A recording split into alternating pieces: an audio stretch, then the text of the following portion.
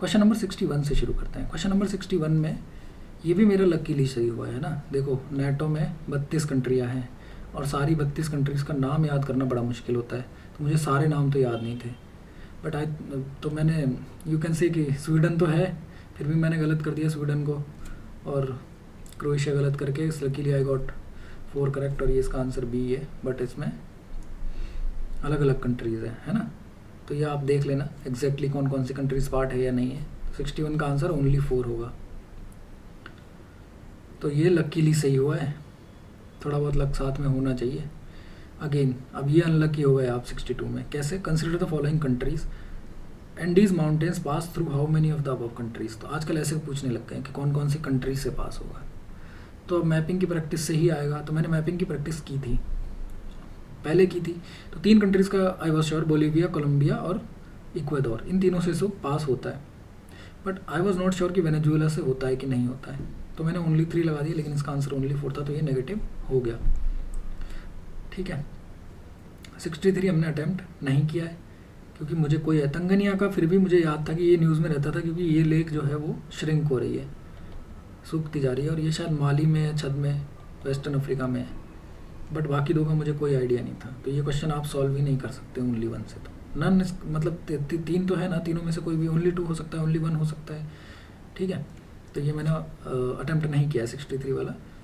64 वाला जो क्वेश्चन है, 64 में consider the following statement about the turmeric during the year 2022-2023। तो देख रहे हो 25 का पेपर है, उसमें 3 साल पहले का डेटा, 3 साल पहले का डेटा या न्यूज़, उससे रिलेटेड क्वेश्चंस पूछ रहे हैं। बट ये थोड़ा जेनरिक क्वेश्चन था, सॉल्व हो सकता था।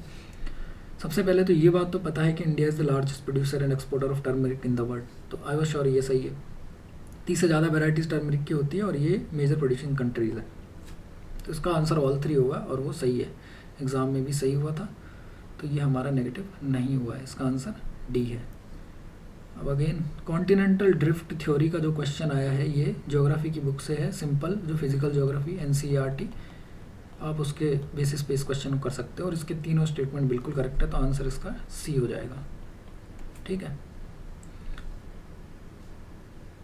65 हो गया है। 66 वाला जो क्वेश्चन है, 66 वाला मैंने अटैम्प्ट ही नहीं किया है ना, तो 66 वाले का आंसर देख लेना क्या होता है, बट ये मैंने अटैम्प्ट नहीं किया है। 66 वाले का आंसर मैं आपको बता देता हूँ। 66 वाले का आंसर है सी इसका आंसर है, मैंने ये अटैम्प्ट नहीं किया था, सी इसका आंसर है। ठीक है, और 63 वाले का आंसर है डी। 63 का आंसर डी मतलब नन, इक्वेटर से कौन कौन सी पास होती है, तो इसका आंसर नन है। 63 वाले का डी आंसर है, जो मैंने अटैम्प्ट नहीं किया था, तो 66 हो गया। अब चलते हैं क्वेश्चन नंबर 67 पे। इन January in the northern hemisphere, ये पिछले साल भी आया था है ना, कि आइसोथर्म्स किस डायरेक्शन में मूव करते हैं, किस डायरेक्शन में बेंड होते हैं, तो ये पढ़ के गया था मैं। तो ये पढ़ के गया था, तो मुझे पता था कि in January in northern hemisphere the isotherms bend equator ward while crossing the land mass and pole ward while crossing the oceans. तो ये स्टेटमेंट सही है। तो इक्वेटर वर्ड, लैंड मास को जब क्रॉस करते हैं तो इक्वेटर वर्ड, और ओशन को क्रॉस करते हैं तो पोल वर्ड्स, तो इस तरीके से बेंड होते हैं नदर्न हेमिस्फीयर में। तो ये मैं रट के गया था कि ऐसे बेंड होते हैं, तो 1 स्टेटमेंट सही है। In January the air over the oceans is warmer than over the land mass in the northern hemisphere. इसका रीज़न ये होता है कि वो नॉर्थ अटलांटिक ड्रिफ्ट जो होती है, जो यहाँ से हमारे वेस्टर्न यूरोप में जाके इन कॉन्टिनेंट्स को, जैसे नॉर्वे है, वहाँ का जो बीच है, वहाँ का जो ओशन है, उसको वार्म करती है, तो ओशन के ऊपर इसकी का टेम्परेचर हाई होता है। तो ये स्टेटमेंट सही है, और ये ए वाले को एक्सप्लेन करता है फर्स्ट को, तो इसका आंसर ए हो जाएगा। तो 67 का आंसर ए है। तो क्वेश्चन नंबर 68 पे हम चलते हैं। क्वेश्चन नंबर 68 में क्या है, statement 1, in the context of effect of water on rocks, chalk is known as very permeable rock, where clay is known as quite an impermeable और लीस्ट परमिएबल रॉक। तो यही आपका आंसर हो गया ना, लीस्ट परमिएबल, क्वाइट इम्परमिएबल। तो थोड़ी बहुत गुंजाइश तो होती है, ऐसा नहीं होता कि 100% क्ले इम्परमिएबल होता है। Clay is not at all porous, तो ये स्टेटमेंट ही गलत हो गया। चॉक इज अ पोरस, तो ये स्टेटमेंट सही है। तो दोनों में से एक स्टेटमेंट इसको एक्सप्लेन करता है, तो उसका आंसर सी हो जाएगा 68 वाले का। ठीक है, तो 68 का हमने सी लगाया था। 69 क्वेश्चन देखते हैं। ये मैं नेगेटिव ले रहा हूँ, लेकिन मोस्ट कोचिंग्स इसको सी इसका करेक्ट आंसर दे रही है। देखो इसका रीज़न ये है, without the atmosphere temperature would be well below freezing point everywhere on earth surface. तो दो तरीके से आप इसको कर सकते हो। एक तो देखो एटमॉस्फेयर हटाने के बाद सरफेस टेम्परेचर बिलो ज़ीरो तो हो जाएगा, लेकिन होता क्या है कि मार्स पे या फिर कोई और प्लेनेट है जिसमें एटमॉस्फेयर नहीं है, तो वो जब सनवर्ड की टाइप जाता है ना, सन की तरफ उसका जब फेस होता है डे टाइम पे, तो अगर सन इधर है तो पूरी इस पर ऐसे डायरेक्ट सनलाइट भी पड़ रही है, तो इसकी वजह से इसका टेम्परेचर 21 डिग्री सेल्सियस तक हो जाता है। किसका? मून, मार्स का। तो अगर ऐसा हो कि एटमॉस्फेयर हट जाए तो भी अर्थ की एक सरफेस का एक साइड का टेम्परेचर डे टाइम पे ज़ीरो से ज़्यादा होगा। लेकिन ओवरऑल अगर हम देखें एवरेज टेम्परेचर ऑफ अर्थ, तो अगर एवरेज टेम्परेचर ऑफ अर्थ देखेंगे तो वो बिलो जीरो आएगा। तो इस स्टेटमेंट को सही भी ले सकते हैं। तो इसमें स्टेटमेंट 1 पे डाउट है, बाकी 2 और 3 तो सही है। तो ये इसका आंसर, अभी मैं इसको I am on the conservative side, ठीक है, ज़्यादा 100 मार्क्स लेके इन्फ्लेट करके नहीं करने, ऐसे ही हमारे 93 बन रहे हैं तो कोई ज़रूरी ही नहीं है, तो मैं इसको नेगेटिव ले रहा हूँ। क्वेश्चन नंबर 70 बिल्कुल सही है। Consider the following statement about the Rashtriya Gokul mission. तो गोकुल मिशन में ये दोनों statement, it is important for the upliftment of rural poor as majority of low producing indigenous animals are with small and marginal farmers and landless labours. बिल्कुल सही है।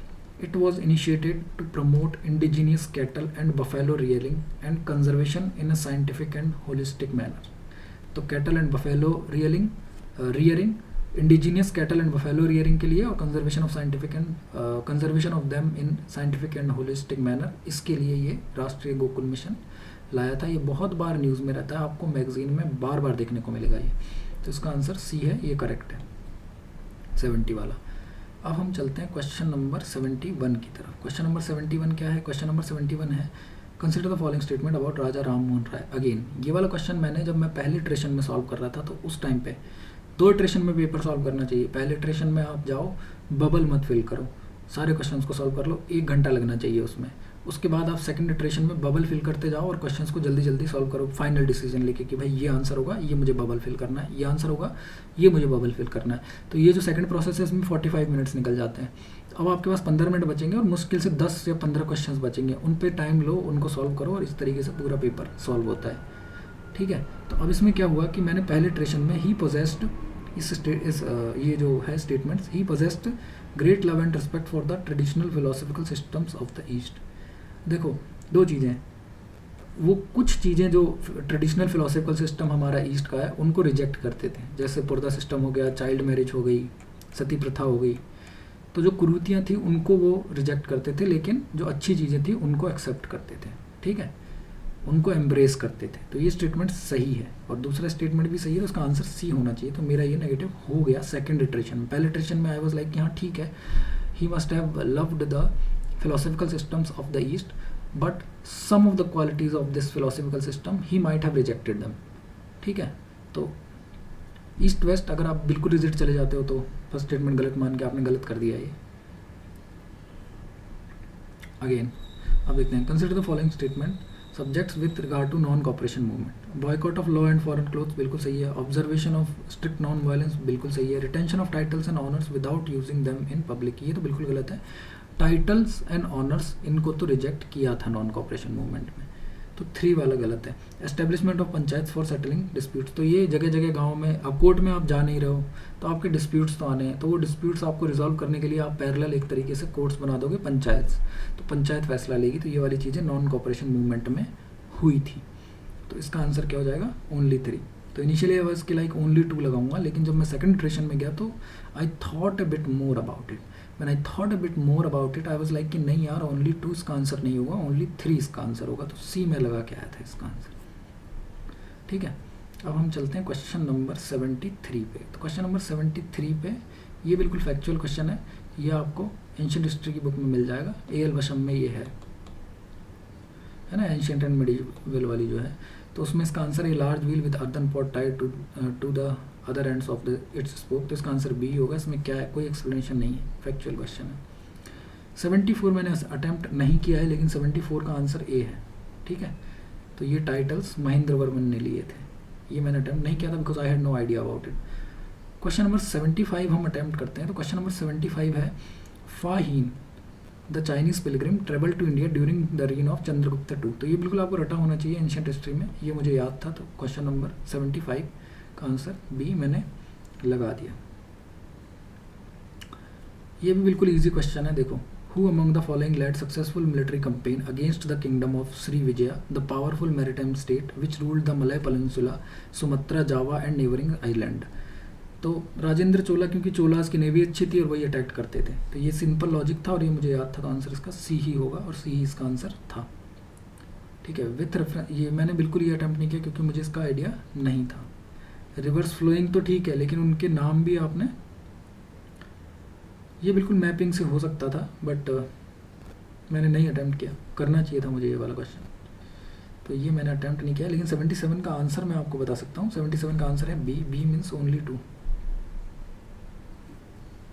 77 का answer है only 2।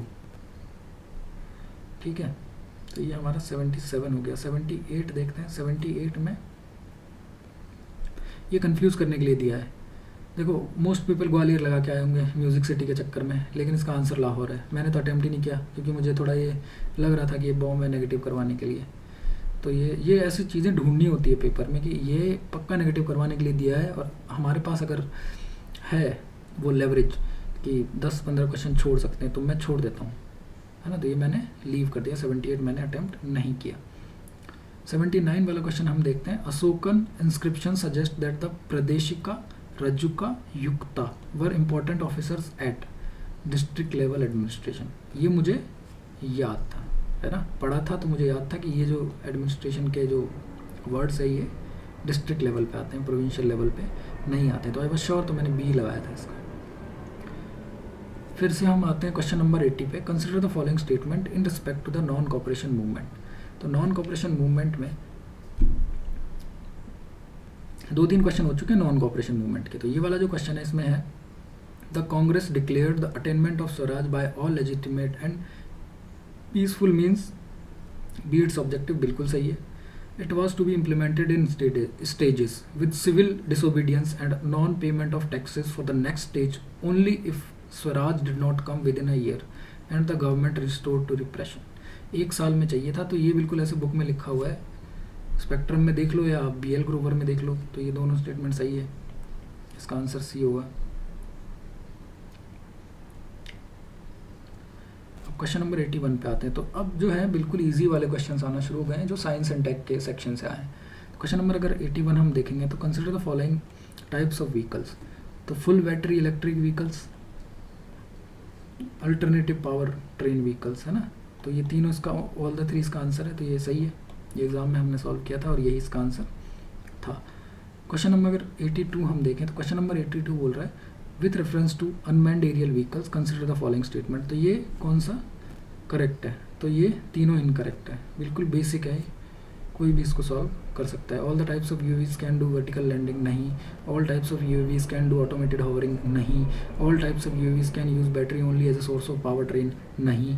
किसी में हाइड्रोजन फ्यूल सेल भी use हो सकता है, ज़रूरी थोड़ी है ना। तो ये सब चीज़ें। अब ये वाला जो क्वेश्चन है ये कंट्रोवर्शियल बोल रहे हैं, क्योंकि कुछ लोग बोल रहे हैं ओनली 4 आंसर होगा, कुछ लोग बोल रहे हैं ओनली 3 आंसर होगा। मेरा तो बिल्कुल गलत है क्योंकि मैंने तो ओनली 1 लगाया है। तो इसमें ये है in the context of electric vehicle batteries consider the following statement. How many of the above usually makeup battery cathodes. ठीक है, तो कौन कौन से बैटरी कैथोड में काम आते हैं। तो इतना डीप में बैटरी टेक्नोलॉजी भाई हमने नहीं पढ़ी थी, मुझे नहीं पता कौन से कैथोड में मेटल्स यूज़ होते हैं, कौन से एनोड में मेटल्स यूज़ होते हैं। तो नेक्स्ट टाइम से ये भी थोड़ा ध्यान रखना है कि हल्का हल्का डीप में पढ़ के जाना है साइंस एंड टेक, क्योंकि अब पूछने लगे हैं। क्वेश्चन नंबर 84 बिल्कुल easy. How many of the above contain plastic. तीनों में प्लास्टिक होता है, सी।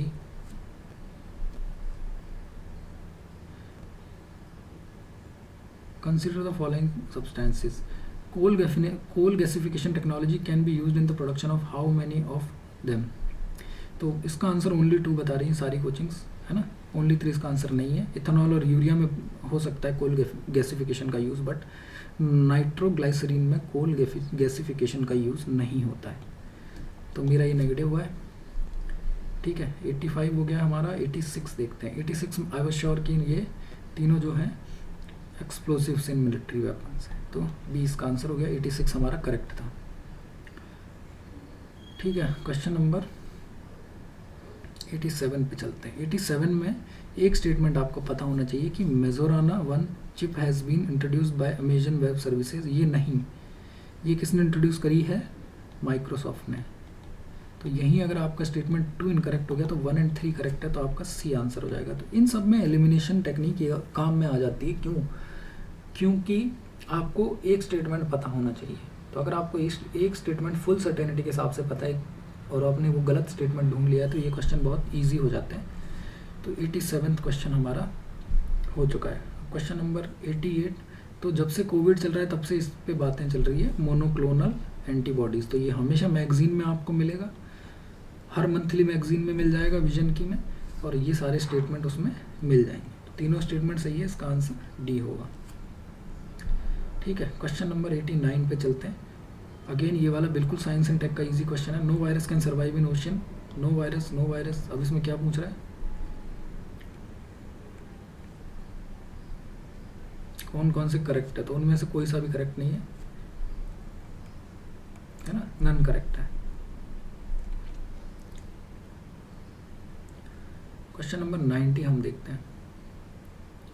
क्वेश्चन नंबर 90 का जो है आंसर देखो, activated carbon is a good and attractive tool to remove pollutants from effluent streams and to remediate contaminants from various industries. तो ये स्टेटमेंट 1 दे रखा है। अब इसके दो स्टेटमेंट आपको फॉलोइंग दो स्टेटमेंट्स मिलेंगे।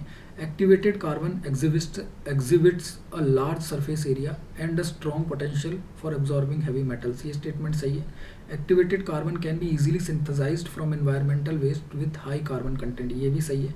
और ये दोनों स्टेटमेंट मिलकर स्टेटमेंट 1 को एक्सप्लेन करते हैं, इसलिए इसका आंसर ये हो जाएगा। तो ये भी इजी क्वेश्चन था, साइंस एंड टेक का, सॉल्व किया जा सकता था। क्वेश्चन नंबर 91 पे हम आते हैं। क्वेश्चन नंबर 91 है, देखो, studies indicate that carbon dioxide emissions from cement industry counts for more than 5% of global emissions. Statement सही है ये। 91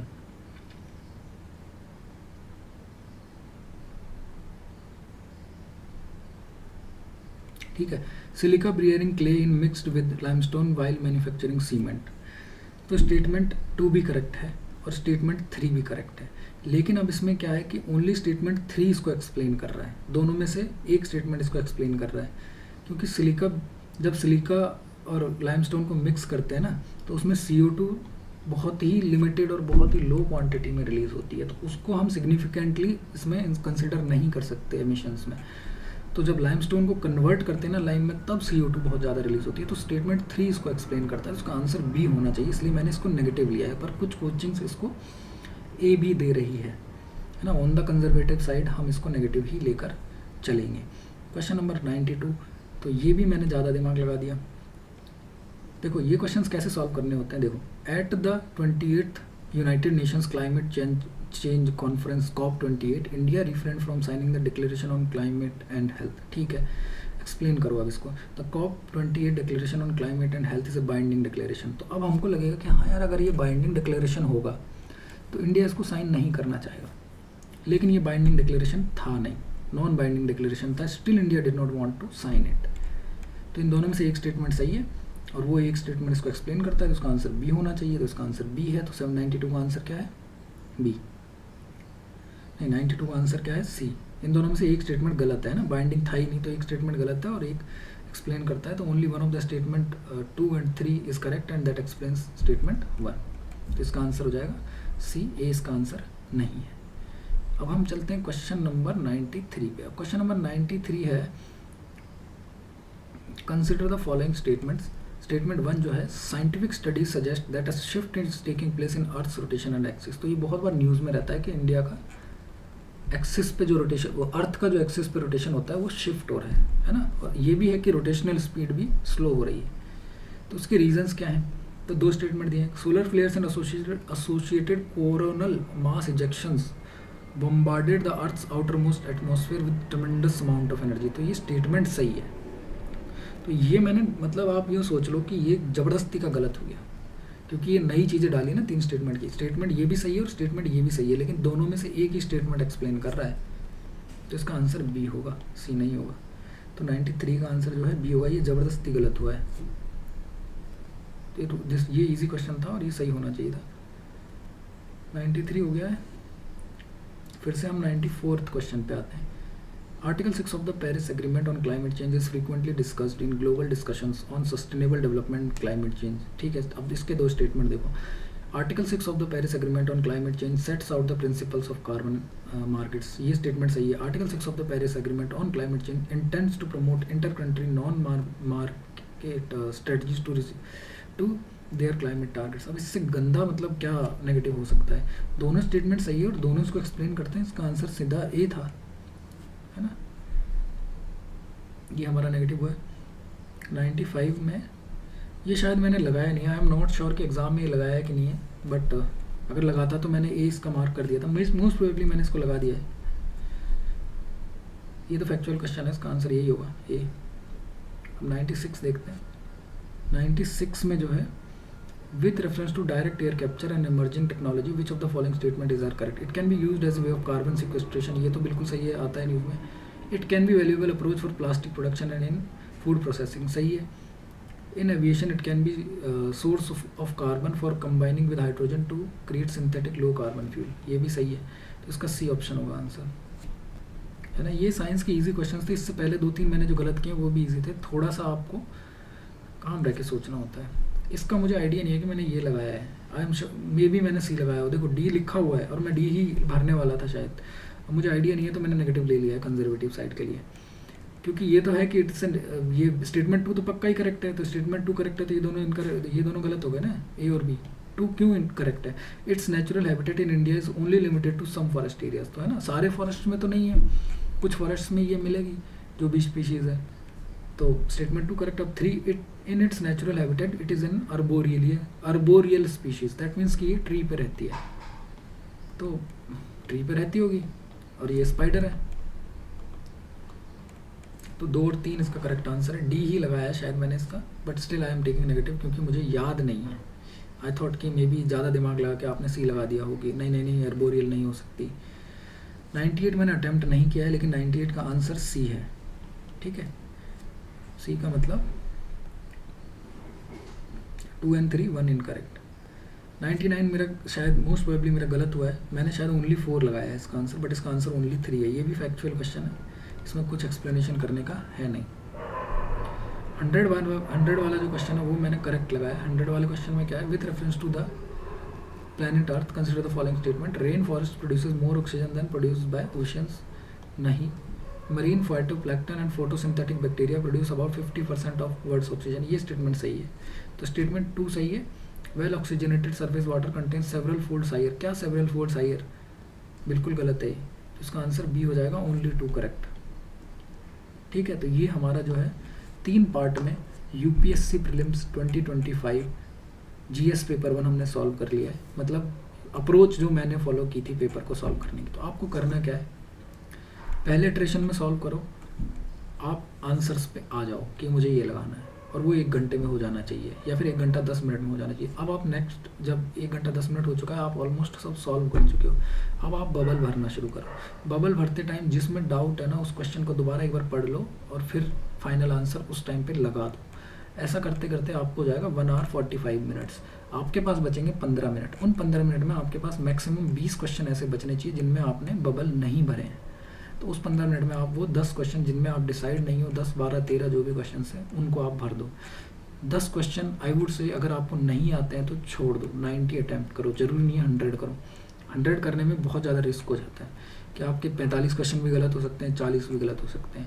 90 करोगे तो 30-60 रखो। आजकल 60-30 पे प्रीलिम्स निकल जाता है। ठीक है, तो ये हमारा प्रीलिम्स हो चुका है।